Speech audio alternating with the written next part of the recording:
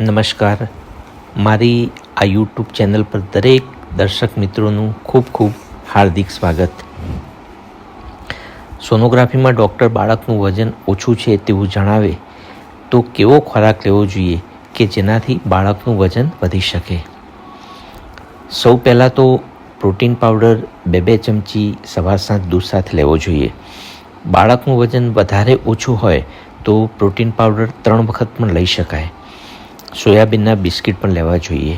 આ થયો સપ્લિમેન્ટનો ઉપાય. પરંતુ ખોરાકમાં શું ફેરફાર કરવાથી બાળકનું વજન વધી શકે? ડિલિવરી વખતે બાળકનું વજન 3 કિલોની આસપાસ હોવું જોઈએ. 2.5 કિલોથી ઓછા વજનના બાળકને IUGR બેબી કહેવાય છે, એટલે કે ઇન્ટ્રાયુટ્રાઇન growth restricted baby.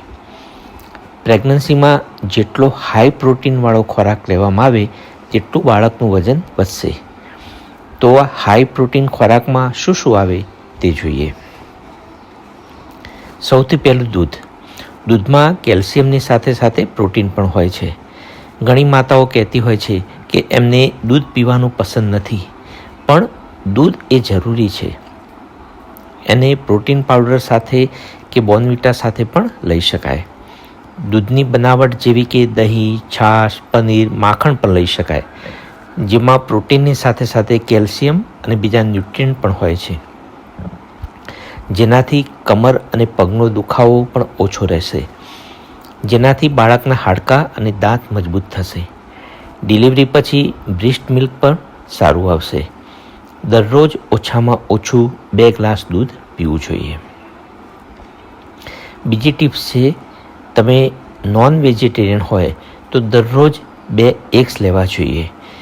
Boil eggs પણ લઈ શકાય. જે માતા વેજીટેરિયન છે તેના માટે પ્રોટીનનો સૌથી સરસ સોર્સ હોય તો એ છે ફણગાવેલું કઠોળ.